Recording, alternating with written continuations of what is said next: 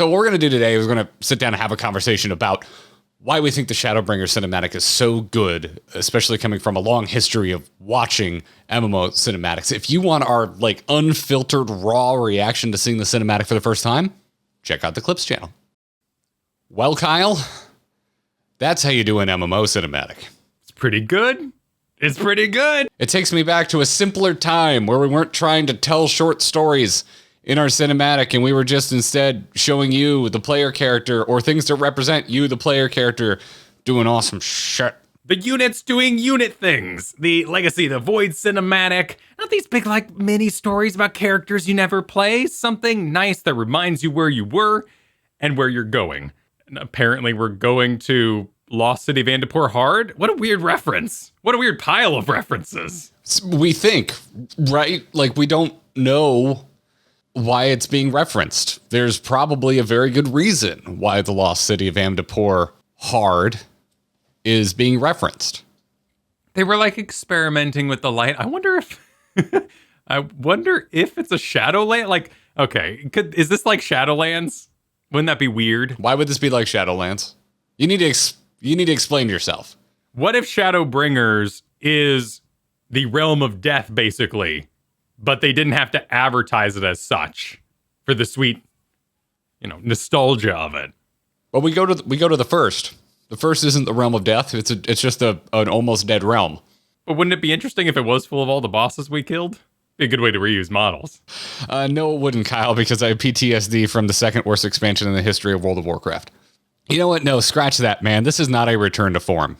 There's this. If you like MMORPGs, it is highly likely that at some point in your life, you were really into MMO cinematics. I don't know about you, Kyle, but I used to live for MMO cinematics. And it wasn't just WoW. I'm obviously talking about WoW because for me, that was my heyday. That's when I got really big into MMOs. That's the MMO I've spent the most time with. Although Final Fantasy XIV is catching up. Just raw hours. Yeah, just raw hours. But it's not exclusive to World of Warcraft. I don't know if you remember like I'm talking way back in the day. I remember being obviously like the Burning Crusade cinematic came out. That was a big deal if you were playing World of Warcraft at the time. Like seeing, oh my God, Blood Elves are coming. What are these space goat people? It's so pretty.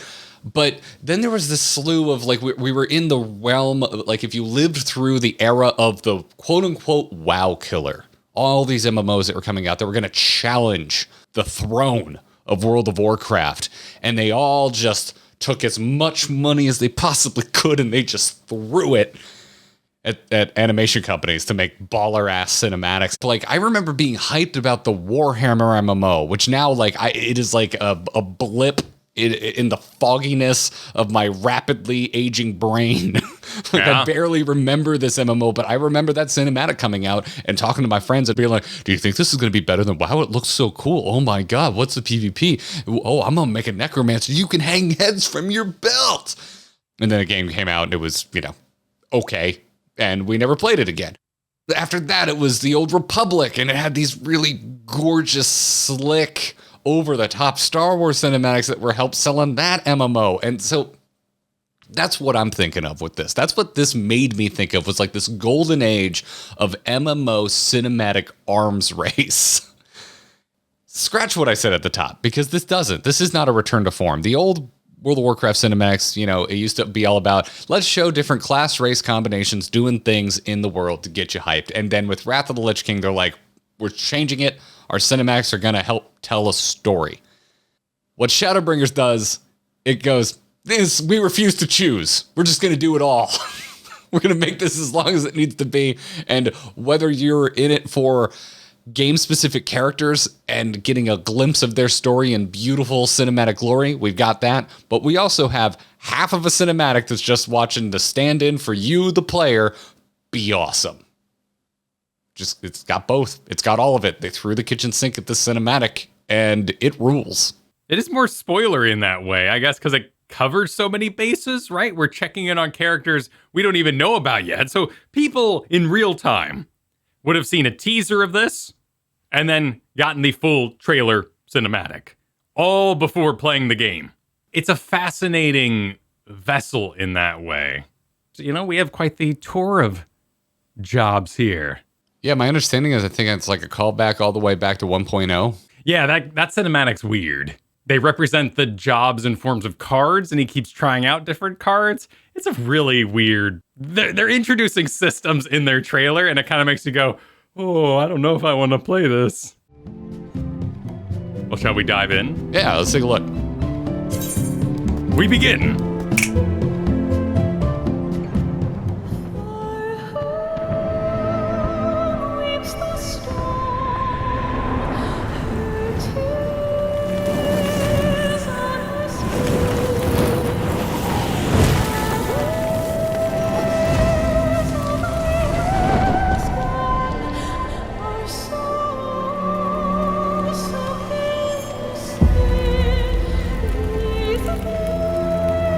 Good looking sword. It is. How many years have come and gone since that day?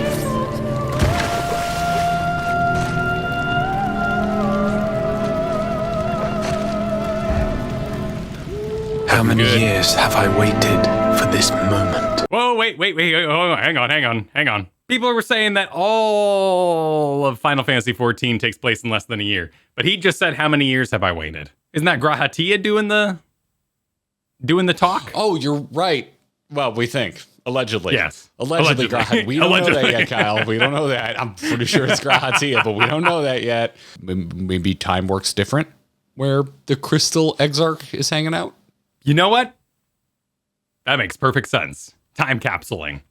Could happen. I watch a lot of Doctor Who.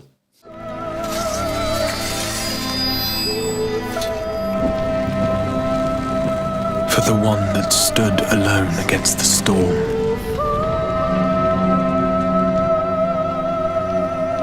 There was so much detail on that injured hand. Yeah.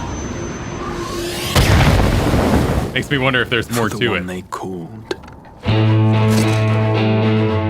Samurais are badass.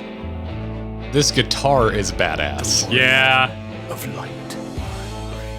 I was already on board at this point. It's like, I shouldn't be surprised, but I still get surprised by the use of modern instrumentation in Final Fantasy XIV because it is still very much a fantasy setting. Totally. But boy, it gives so much variety. Yeah, but it's like there's no point in making Final Fantasy AMVs because they already do a good enough job themselves just giving in to the entire vibe of AMV. Doing it for you. Yeah. This is perhaps... This thing is 6 minutes long, but this is the weirdest part. the talking gremlin? Yes. This is low-key my favorite part of the cinematic, because you know me and the talking gremlin. Dude, you know me and the creepy little shits. I love them. I own 3 of them. I love gremlins. So this is such an extremely specific thing that I love. Is this talking gremlin? So we're on the first tier, right? Like we have the little kind of purpley pink flowers hanging out, and the light's coming through. Things are bathed in light. Oh, were there purpley pink flowers? I wasn't paying attention. Yeah, right when the gremlin's talking, you can kind of right. see. Yeah. See him in the top there. Yeah, the whole thing's a little more like the ground's a little more pea colored, like the grass. Yeah. Oh, the sky is, addressing that. Yeah. Cast light. But so Kryl could use her echo like she had a special version, or I guess you could say like a talent for talking to animals. Like the way her echo manifested. Yeah, everyone kind of has their own unique version. Then at the end of Omega, we had a moment where we kind of understood Alpha for the first time. So it seems like this is evolution to that. We'll be talking to animals, which would just be cute. Is a gremlin considered an animal in the world of Final Fantasy XIV? It's more of I would say it's more of a monster or a creature than it is an animal. Yeah, it could be a more intelligent creature. It has functioning lips and whatnot. Okay, yeah, so this guy could just be talking. Whoever animated this gremlin should be very proud. And then it's pretty proud of the thing that shows up. They're in league together. Yeah, it's like totally stoked, which... So, like, because of the events of the very beginning of of getting to Shadowbringers, this makes me think that what we fought in the Lost City of Amdapor Hard, are these also Crystal Exarch referred to as Sin Eaters, which I just think of as like a light scent because we fought Void Scent before. There's a lot to unpack there. Yeah, that'd be my guess. I wouldn't put it past the Lost City with all their weird magic experiments, like locking in spirits. I mean, basically, we're playing inside of a Plains deck in Magic the Gathering right now. This is essentially what 100%. This looks like. This looks Theros as yeah. Like, like I'm just waiting for Elspeth to show up with a spear. Is the Gremlin talking about this? This is still Gremlin. He's talking such mad smack. Oh yeah, no, this Gremlin is an absolute like shit talker. He should be across from Eminem and 8 Mile.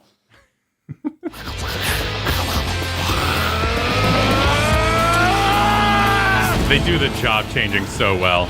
Yeah. I mean, this is expertly edited.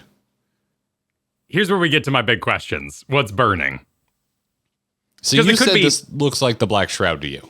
It does. It does look very Black Shroudy. It looks like the types of forts and buildings we were on top of when we were looking at Balsar's Wall. So maybe not Gridania proper, but this definitely seems Gridania-y. And I guess it would make sense if while we're on the first, the Empire's able to retake ground, they could very easily push back to their previous defenses. And now they're firing over that wall into the Gridania Black Shroud areas. Yeah, maybe I have so many questions though, right? Because this is where the Scion starts to show back up, and that's where the cinematic is getting ahead of what you know from the beginning of Shadowbringers, right? Because we don't know what even is going on with the Scions. For all we know, the Scions aren't even on our star. They could be somewhere else. They could be on another reflection somewhere. How much are we jumping stars here? I don't know. That would be really cool. Hell yeah, I would love that. Like if all the Scions were dispersed to the wind, again, a little bit, but still it's a good plot point. Get the crew back together.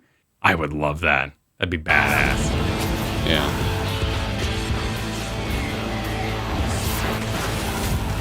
Burning tree. Who did it first? Who did it best?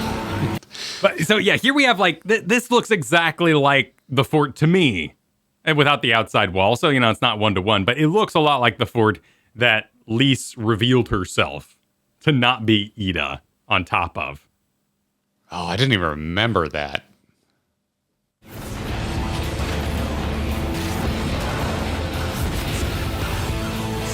Just being badasses. What sayest thou, Master Matoya? We may accept this fate or defy. This is just porn for Kyle right here. I love it. Deny? I am not wont to run from my troubles.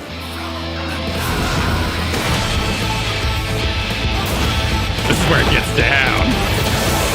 Yeah, intercutting between our story bits with the Scions and It's just so good. the player character being badass.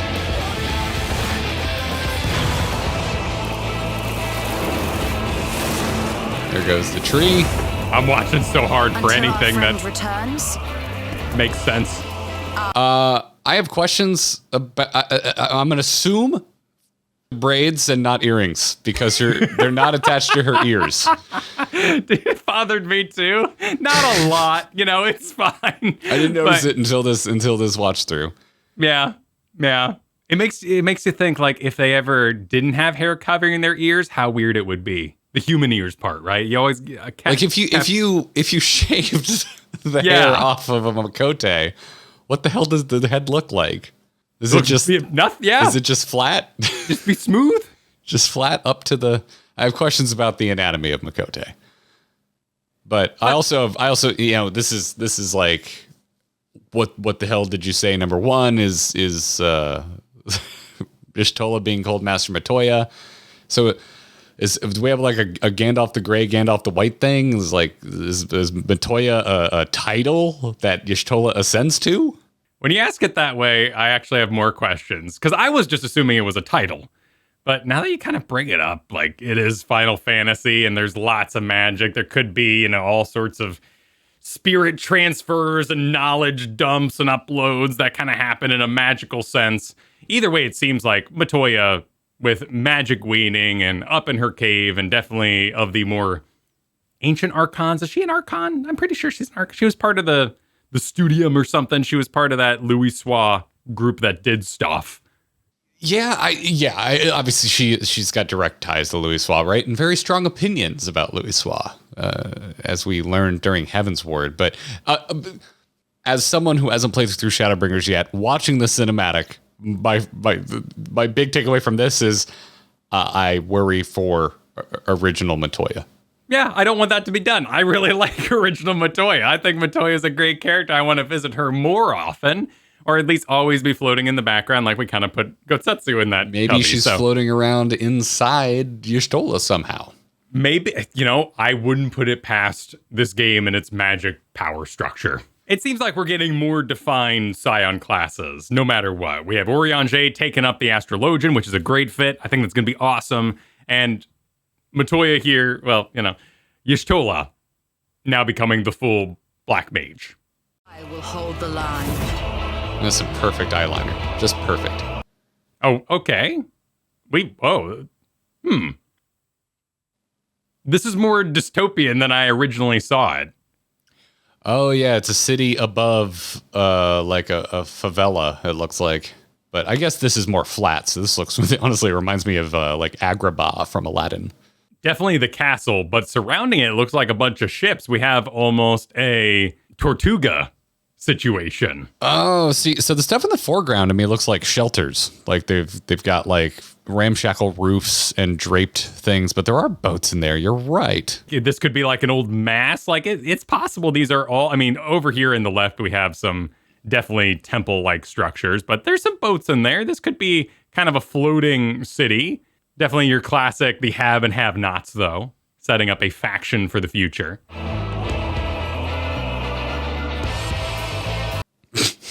And our hedonism bots, we got the hedonist Makote. Yeah, absolutely. And what a weird thing that would be. What a cool idea to explore on a world where perhaps drinking in the forest and sinning is going to get you killed. Here we have a whole city of people. Oh, that's right. The whole term Sin Eater, right? Yeah. That dude in the back left there is just, look at that face, just lost in the sauce. He talks like this. Totally. Lowering the grapes, all of it. All of it. Just cut to the people from WALL-E right here. That's what that reminds me. Yep. The cruise boat of the future. Yeah, WALL-E people meet hedonism bot. That's what's going on here. Whenever we meet this city, we'll just call it By and Large from now on out. Established today. And then we do the zoom down. We in case it wasn't clear. Well, now we go into like ancient territory. We got some ruins. Yeah, ruins. And now we're back in Lost City of Amtapor. Fighting the second boss. Yeah, specifically the hard version. I can't take the boss seriously. The hat is too dumb. I know it's wearing a big old crown. Yeah, it's regal. It's a classic, like, medieval look, but it's dumb as hell. This town certainly has changed, and not at all for the better. And you got Thancred now, the gunslinger. Breaker. Gunbreaker. Breaker. Gun now tanking. Gun 9. Tanking, his eyes all better. So Thancred already was the coolest character in the game, and now he has visually the coolest job in the game. He does look good. Like Gunbreakers they're like too cool. I think it's part of the reason I kind of fell off. They're like so cool, it's almost too far. It's like erring on the side of a shirt with flames on it. It's like nope, we've gone too far. Yeah, Flaming Skull, Venom from Spider-Man. Like, it just goes a little bit too cool. The Offspring logo. It's just it's a little too much. But Thancred pulls it off. Also, is the choker part of the coat? It blocks his coat in. He doesn't buckle it, right? Let's see. Let's see it in motion a little bit. We need to see the front. Yeah. Completely open in the front. We just get some Dante action, right? That's a Dante from Devil May Cry pose if I've ever seen one. I think it has that little clasp on the side though. So yeah, I think it's kind of holding his coat together. You got sleeves though. What do you need that for? It's a good look. What are you doing? I mean, chokers just make everyone look hotter.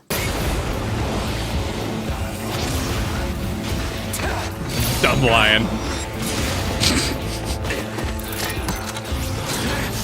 Good reload though. Gotta reload. Yeah. I'm not going anywhere. I promise you, Minfilia. I have so many questions about this. And it's like, I don't think it's just a rename, right? Like, she's got the same hair. She got the blue eyes. Yeah. Like, this sure seems to be... who, how, why, when... Also, missing pupils, like pure blue eyes, no iris or no pupil. Yeah, crystal eyes. I'm expecting that kind of robot becomes human storyline that's in a lot of sci-fi, and it's like a construct. It's kind of cutely done. Like, oh, I don't know what love is. I'm experiencing life for the first time because I'm actually a crystal. I think this is like Hydaelyn's last little bit of life, going into Minfilia and like reborning her in some way. Oh, interesting. And Hydaelyn, or at least a spirit of Hydaelyn, is now going to be questing alongside of us. Maybe learning and witnessing what she's done to other worlds. Maybe feeling regret. That's the I came here with basically no theories. That's a lot. Would make sense. Very popular thing in Star Trek. Happened in Mass Effect with the ship robot that Joker ended up falling in love with. I forget. Edie, I think was her name. Just Joker, or like everybody with, Never mind. I was dedicated to Tally. Don't go down that road. No, I was just going to say it's a popular thing that I see on my Twitter feed a couple times a year are inappropriate artworks. I digress. Only a few times a year, huh? You're lucky. Or unlucky, depending on who, your tastes. And then we get our big, beautiful hero shot of the Crystarium. Mm-hmm.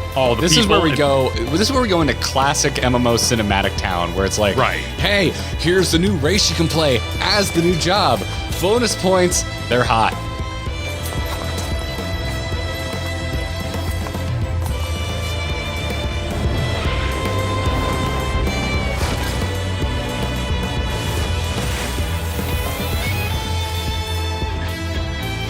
And here Kyle, just gets a little astral horny.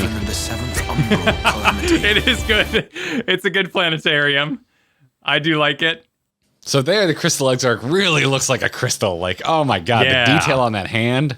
Because in game, they can't sell the translucence of that type of surface. So it just kind of looks like blue rock on the in-game models. Like going all the way back to when we fought the blue rendition of the Emperor in the Crystal Tower. It looks more rock than crystal because the game doesn't really have the tech to sell translucence. And then here it's just like, oh my god, just in all its glory. Like, I want the Crystal Exarch to be semi-translucent now on his gembly bits. It would look good. It would be really cool. I like the touch that he has this wrap over his hand and the crystal is grown up over it. Oh, you're right. This has gone beyond his control. This isn't something that he is just accepting. This isn't healthy. There's likely a time limit. Oh, that's, yeah. It does look like a corruption of sorts. Must be undone.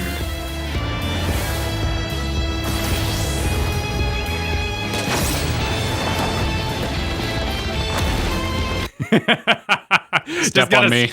Just gotta squeeze one more in. If Shiva wasn't enough, if Yatsuyu wasn't enough, here's one more for the fans. Yeah, just ooh, do step on me next, yelled the crowd. Yeah. Can we make sure he is stepped on? How do you mean? Just do it. No, you know what I mean. If history must be unwritten, the robe looks real good. Unwritten.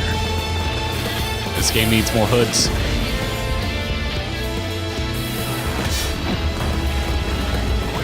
Five damage to target tapped creature. You must.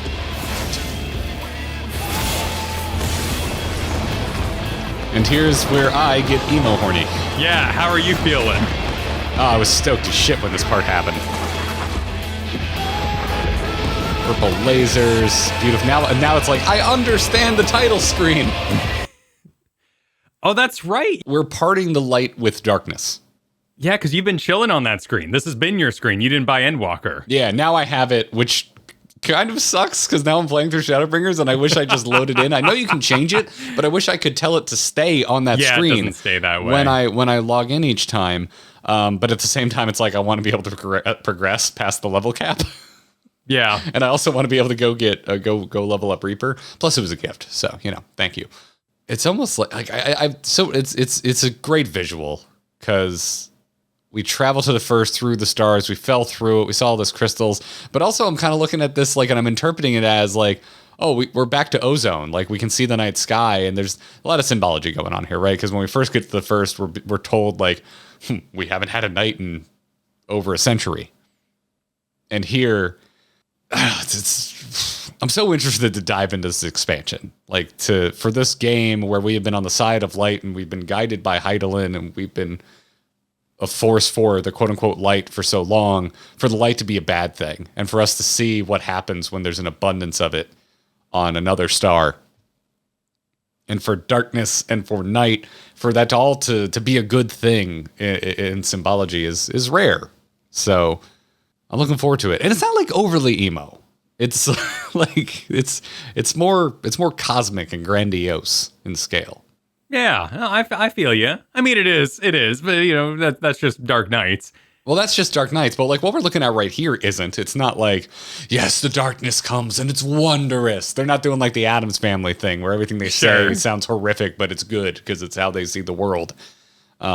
Which I love, by the way. Love me some Addams Family.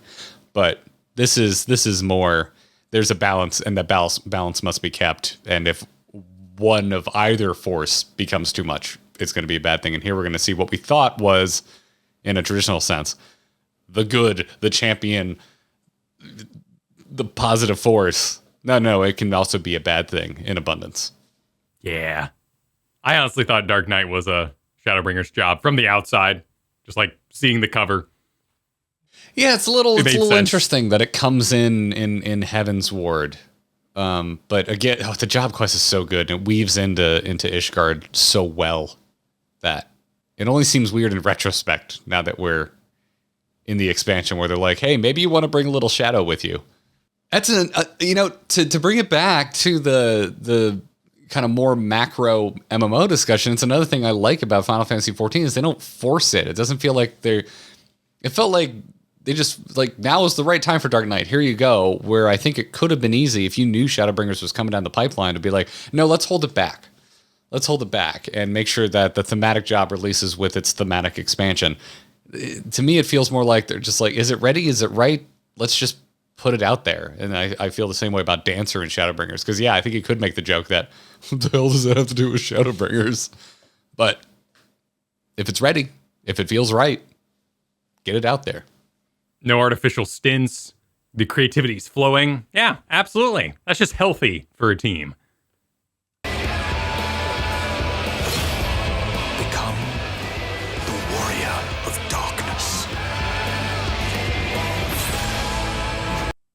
Which is a great tagline, but I don't want to become the sad sacks who were moving around, Ifrit crystals in order to talk to Minfilia. You just need a little hubris in your life, Kyle. Just think to yourself, don't worry, I'm cooler than them. That won't be my fate. I can pull it off. I'm special. Anime trope right there. We both just finished Cyberpunk Edge Runners. Yeah. You can't. Nods at the camera.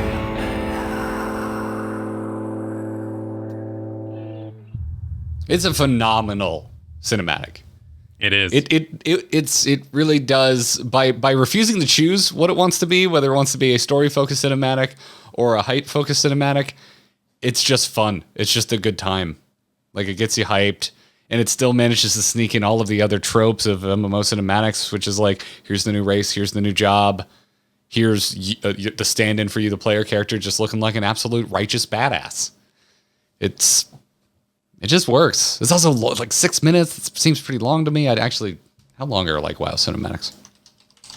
Yeah, like the Wrath of the Lich King cinematic is 3 minutes. Okay. How long is the BFA one where we got to watch Sylvanas walk out there and get on the wall and for the Horde?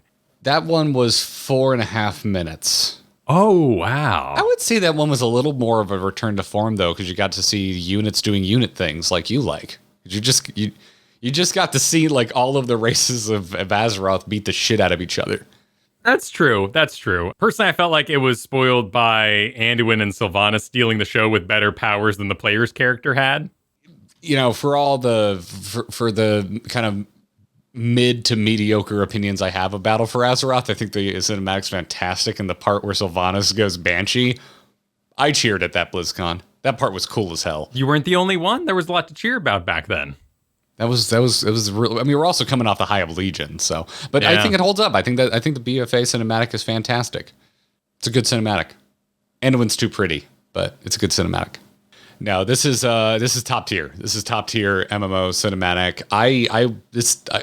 When we watched it on stream, that was my first time seeing it. Like there was, again, to talk about that MMO heyday, like around like 2006 to like 2010, like the late aughts, the back half of the aughts. I was watching any and every MMO cinematic to see, is this going to be the next big thing? And it just never was. Like there are good MMOs in there. I love the Old Republic. I had a lot of fun with that MMO, but dethroning World of Warcraft is not something that it accomplished. But at some point, honestly, I think it was after the Old Republic, I was like, this game's great and I'm going to play it. At that point, I stopped consuming MMO cinematics. It left my life as a thing that I like search for and anticipate. So I had never seen any of these Final Fantasy cinematics until we started our playthrough here last year.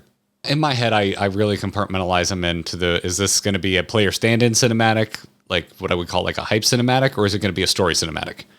And in World of Warcraft, I would say the big division is BC and Wrath of the Lich King. BC was the last big hype player stand-in cinematic, and Wrath of the Lich King was not only the first, but I still think one of the best executed story-focused, like, lore-focused cinematics. And if you can't tell, I like them both for very different reasons. Why not have both? Both? Both? Both. Both is good. And both of our channels is good. Both of us are good. Follow us on Twitter, at Garrett Art, at Kyle Ferguson. We have a Clips channel. We have the main channel. This is where we stream, by the way. So just make sure you like and subscribe so you don't miss our next video or our next stream. And we've got a store now. So go check out our shop. That's going to wrap it up for this edition of Grinding Gear. Until next time, GG.